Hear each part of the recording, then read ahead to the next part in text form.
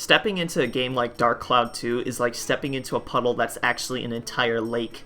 For the first 30 minutes or so, it seems like a really simple, story-heavy game. You just lock onto enemies, you bash them with your wrench, it's pretty simple. But there's so much more to this game than you first see. It's not just a basic action RPG.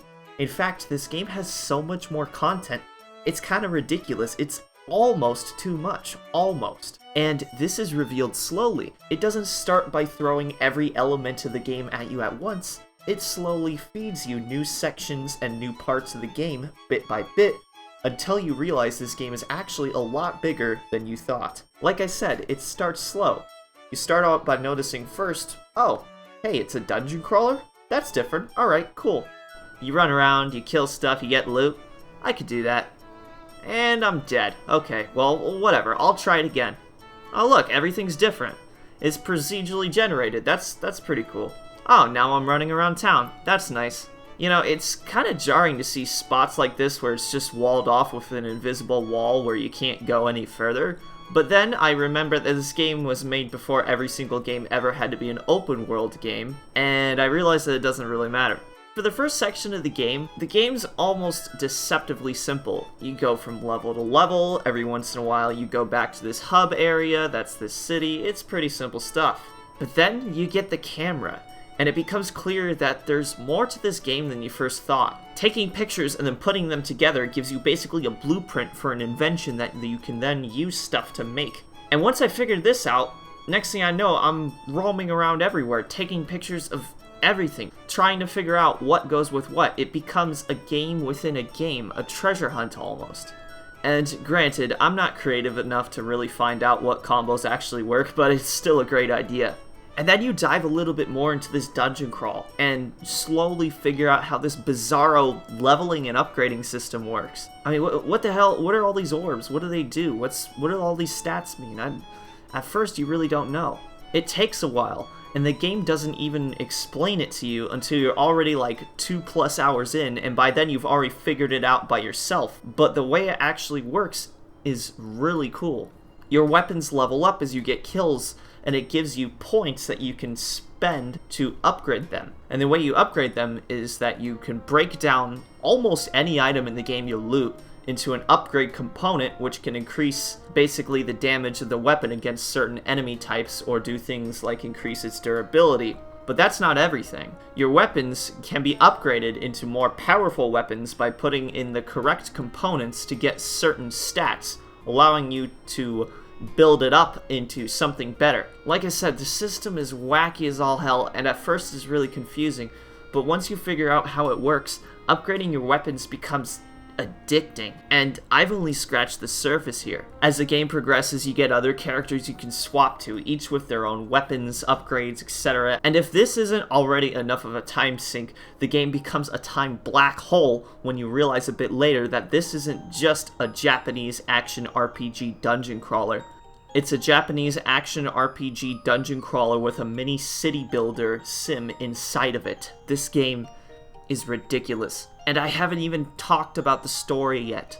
Alright, now look, I'm not going to explain everything with the story, alright? I'll be here all day. But basically, you got this big bad guy who's destroying the world in the future, so you, a presumably underage boy, and a girl from 100 years in the future, must work together to restore the future by literally building it and stopping the bad guy. It's a Japanese RPG, alright, that's pretty obvious. And that's not to say it's bad, because it's not, it's actually pretty good. But it's definitely over the top from the very beginning. I mean, just look at this guy. Lob another one of those bombs at me! Come on now! Do it! Come hit me! You hit me! You want to play? Guys, I don't know about this trailer for this new Mad Max movie. It's looking a little, it's looking a little rough if you ask me. It's time to burn!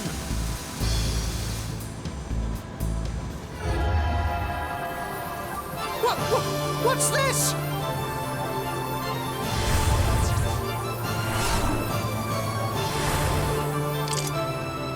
It's you!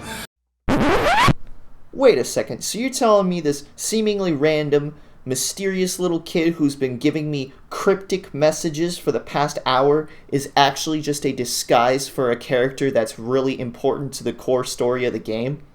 Wow, guys, I totally never saw that coming. I wouldn't have seen that. Amazing, impressive, so impressive. You guys did a great job with this one. Good, got it, great, good. Ridiculous. But what else is ridiculous is just how many damn cutscenes this game has and how drawn out they are. Seriously, from the beginning through the first chapter of the game, there's literally an entire hour of cutscenes. I'm not joking. And at this point, the plot has just barely even started to get off the ground. It's a lot. And I won't lie, I skipped through large portions of it. I'll freely admit that I don't have the attention span for all of that. It's a good story, but it's wacky, convoluted, and very bloated in the way that it's told. The gameplay itself, like I said, has a lot of depth to it. The upgrade system, invention system, having multiple characters, having a couple of mini games, having a whole building sim inside of it. Yeah, there's a lot in store here. Easily 100+ hours if you really take your time going through all of it. There's a lot to chew on here, and this becomes very apparent, especially starting in the second chapter of the game. But luckily, despite the game's length, it never feels like a chore to get through. I never felt like the game was moving too slowly. That might be because even with all this stuff going on, the core gameplay is very simple and addictive. Combat is action heavy and pretty smooth. The ability to lock on to enemies and change targets on the fly is very nice, though sometimes the auto lock-on feature does things that you don't really want it to do. You can attack with both melee and ranged attacks, perform defensive blocks, and jump backwards to quickly evade enemies. It's a pretty simple system, but it's very effective, and it makes for great plays and counterplays. Each enemy has a different set of attacks, so each fight plays out a bit differently, and given how the whole thing is procedurally generated, it never gets boring, in my opinion. It's tight, simple, and satisfying combat. The one weak point would be some of the early bosses, such as the first and second ones. Especially this second one. Okay, let's see if this boss is as hard as the last one. So I throw it, and oh, and it didn't do anything. Well, alright, I guess I must have done it wrong. Maybe I need to be closer? That didn't work. Okay, let's just keep trying it. I must be doing something wrong, right? One of these is gonna work eventually, right? Nope. Nope. Nope. No again. Nope. That one just... Oh, okay, so you're just gonna... Okay. Okay, alright, finally, here we go. It did a... Wow, it did a whopping, like... What was that, like 9 damage? Oh boy, okay, well. Hey, here we go, okay, okay. There we go. Easy. I don't know what it is, but there's something going on with this guy's hitbox, where sometimes these bombs you're supposed to throw at him, they don't do anything.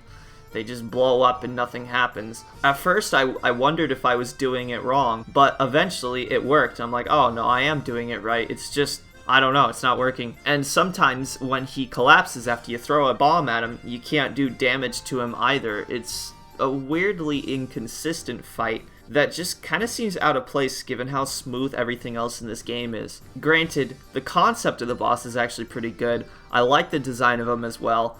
And when the fight actually worked, it was fun, but that's the thing, I just couldn't get this guy to cooperate.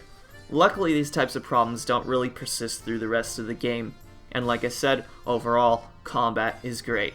Level design here is also fantastic. Every level is different, and every different themed area feels unique. Most levels introduce new enemies, meaning that even though a lot of levels end up looking kinda the same, there's a new challenge around every corner. The procedural nature of the levels combined with the fun upgrade system just makes this game even more addicting and harder to put down. The addition of some cool optional minigames along with the town building sections and the ability to return to hub areas to resupply, go to shops, and look around provides breaks in between sections of dungeon crawling helping to pace out the game and break up any kind of monotony that might otherwise be present.